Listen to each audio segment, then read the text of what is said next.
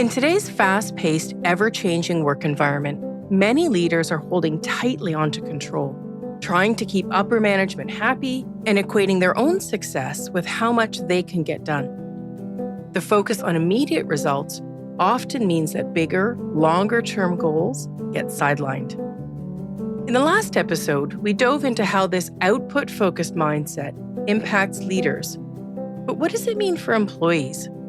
Many are quietly disengaging, doing just enough to get by while searching for new opportunities where their values align with their company.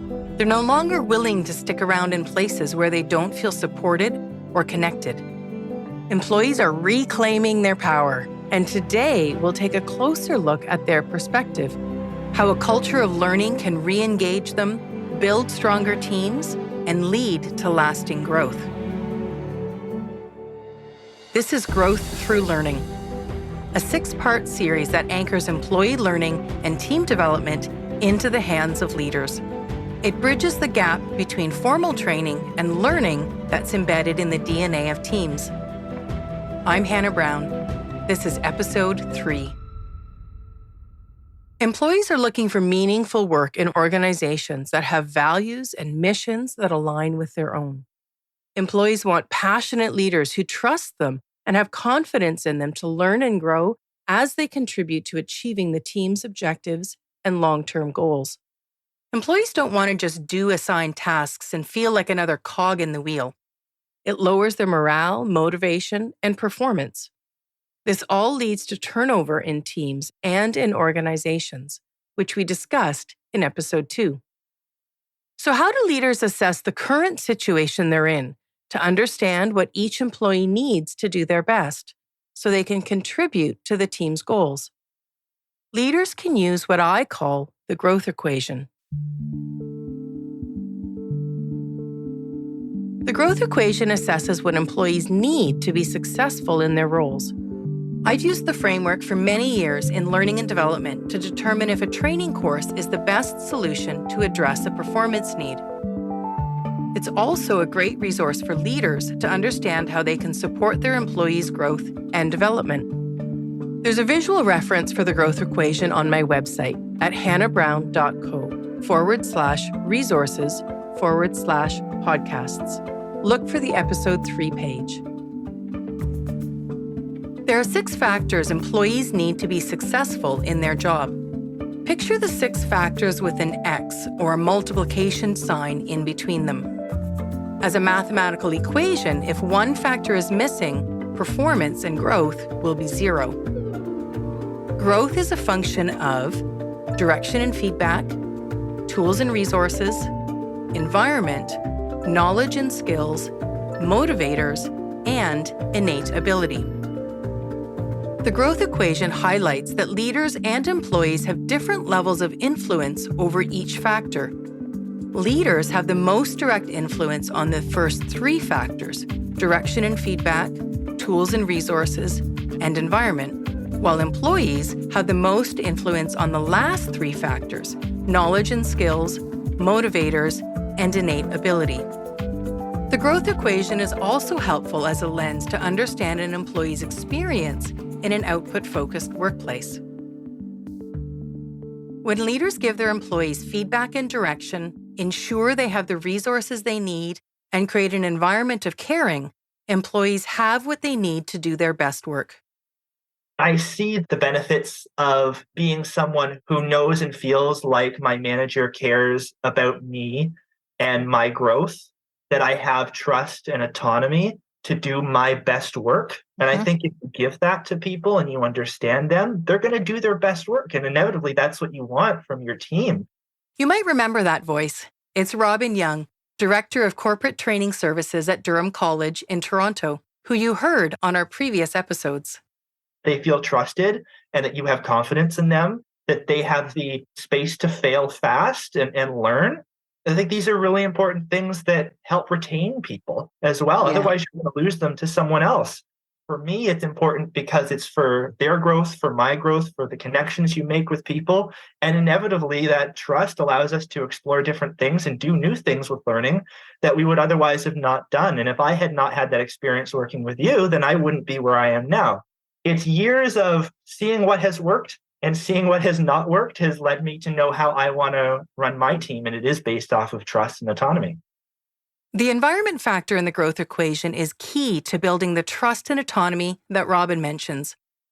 Employees need a safe place to work where they aren't spending their time and energy worrying about making mistakes or protecting themselves. By truly caring for their people, leaders can build trust, which leads to psychological safety for employees and teams. And when employees feel safe, they know their leaders trust their judgment to get the job done in the best way they see fit. That's autonomy in the workplace, and it's directly tied to motivation, another crucial factor in the growth equation. Research on motivation, like the work by Richard M. Ryan and Edward L. Deci of the University of Rochester, shows that internal motivation, the kind that comes from feeling competent, connected, and autonomous, is the most powerful. But leaders also have a role to play in fostering external motivation, like rewards or even team support. Whether it's a bonus or a bit of peer pressure, external motivators can work, but only when employees feel capable and connected. If they don't, they'll end up just going through the motions, disengaged and uninspired. So what can leaders actually do to influence an employee's motivation and performance in a meaningful way? This brings us back to the bigger picture. Achieving results is always the priority for leaders, employees, and organizations. But as we've discussed, when you focus too much on output, getting results at the expense of other priorities, you might see short-term gains, but at the cost of long-term growth. While leaders have various obstacles that may prevent them from prioritizing the development of their team, such as the need to control, a lack of time, or a lack of trust, research shows that leadership significantly impacts a work environment, both positively and negatively. So what can be done? There's an alternative to an output-focused workplace. Learning is the key that unlocks this shift. There are 3 areas to focus on to achieve growth through learning. 1, a learning mindset. 2, team culture. And 3, organization support.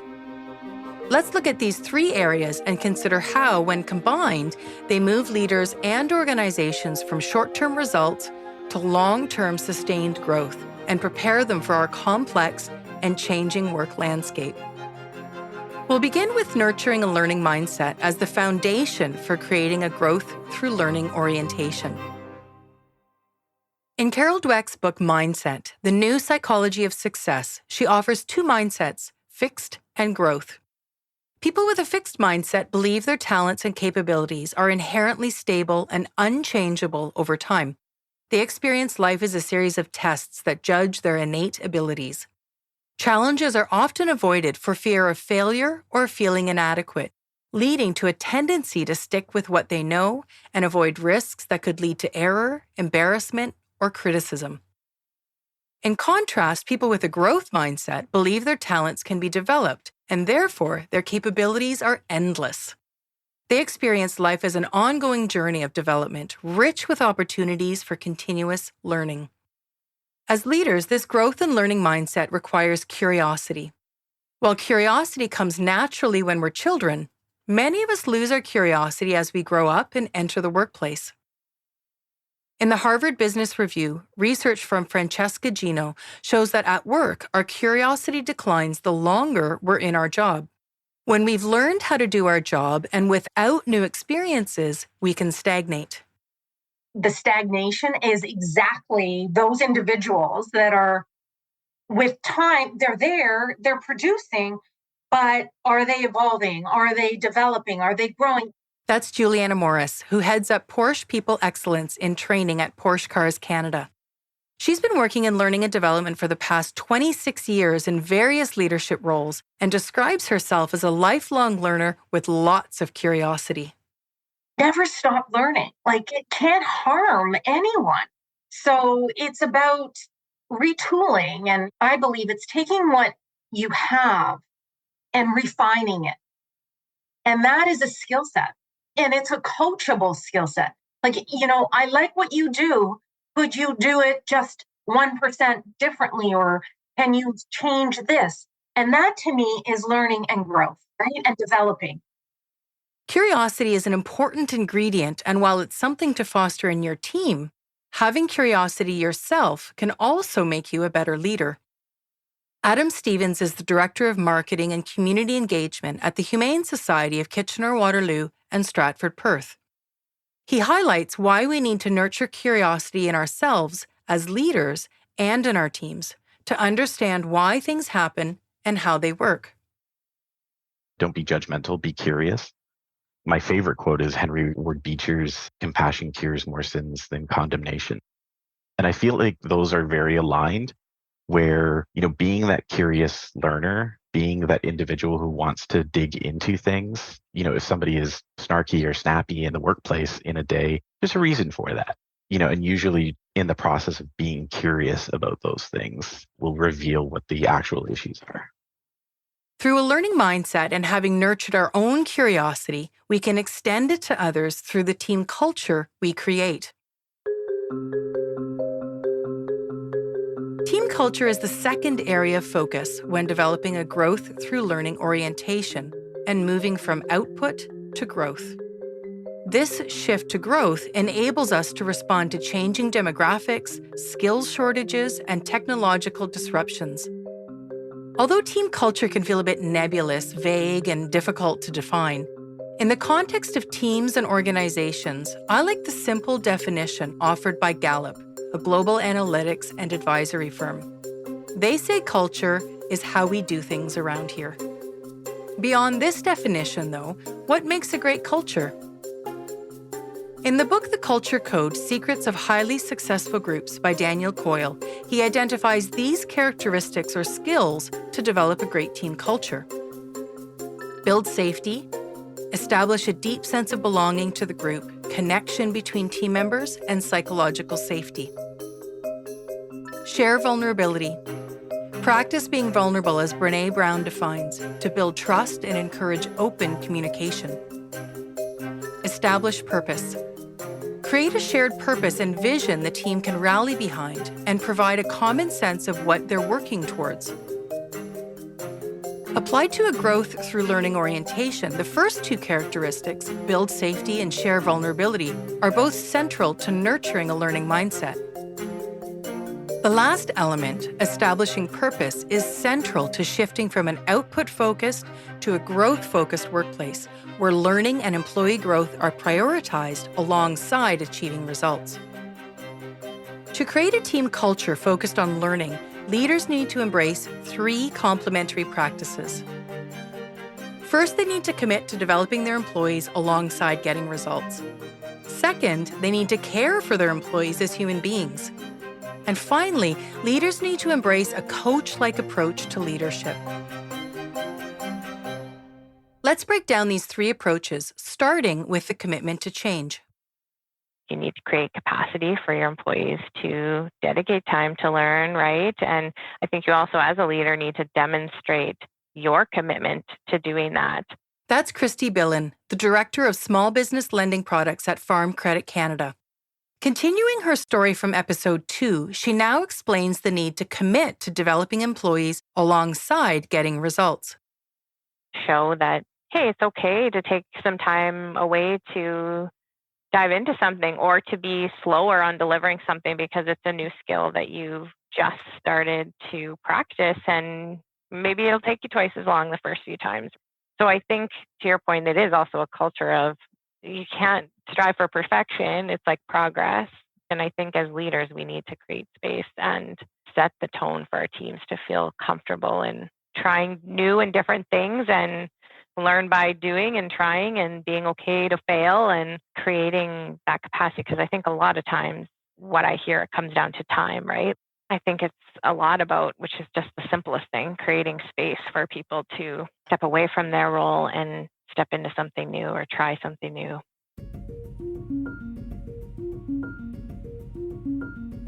Committing to developing employees naturally leads to the second practice in building team culture, the need to care for employees as human beings, beyond the work they do, but who they are as people. Caring for employees is at the heart of creating a supportive environment. That setting is conducive to learning, developing, and growing. When leaders are caring and compassionate with their team, they get to know them as people and learn about who they are, what motivates them, the tasks they're most naturally skilled at, what new skills they want to develop, and what they're insecure about.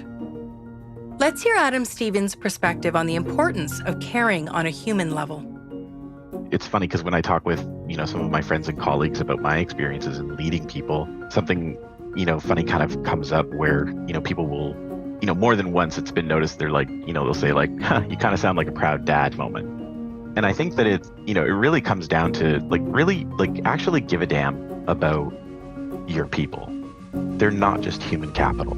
These are individuals who have values and goals of their own. And it is imperative for us as leaders to be able to listen to those things and be able to champion those kinds of things. It's not that difficult to do that and then align that with the goals of an organization or company that you work for. Adam reflects that the pandemic has shifted our views about the workplace. People aren't commodities that organizations can hire and fire as they need. As we pointed out at the beginning of the episode, employees want to work for organizations where their values are aligned and work for passionate, caring leaders who trust them. This is an environment with a team culture that values their employees as individuals. These employees are fully engaged, motivated, and are giving their best. They aren't quietly looking for alternatives. The third complementary practice to building team culture is the leader embracing a coaching identity. Let's hear from Christy about her experience leading with a coaching focus. I think the biggest, at least from my experience, struggle I've had, and I would say as my job has evolved over time, as being a leader of individual contributors now to being a leader of leaders, your learning investment as a leader shifts, right? And how you do that. And the role matters too, right? Like when I think back to my experience on our national operations team, that job was it was a large team, I think about 25 people, but expected to do the same thing over and over again. And so for them, really like clarity, consistency, policy procedure the doing was super important. That's where we started utilizing tools for, in the moment support and trying to, because speed was really important for this team to transact quickly. Whereas now in my role, I would say it shifted more to coaching, right? I'm working with a higher level professional. The expectation is that I'm coaching these people through situations. And the place where I've had challenges in that coaching space is really when I'm working with a non-performing individual, someone who maybe doesn't have the doing nailed down and isn't quite getting the being. And so it actually has it caused me a great deal of, you spend, 80% of your time with the person that's delivering 10% of the value. And that's sort of a backwards way to approach that. And so I think there's something there with coaching is, I think, the best way to lead for professionals. Adopting a coach identity can often change a leader's view of themselves. For this identity to change, leaders need to be uncomfortable with the status quo, how they interact with their people, how they're leading, or their team's performance.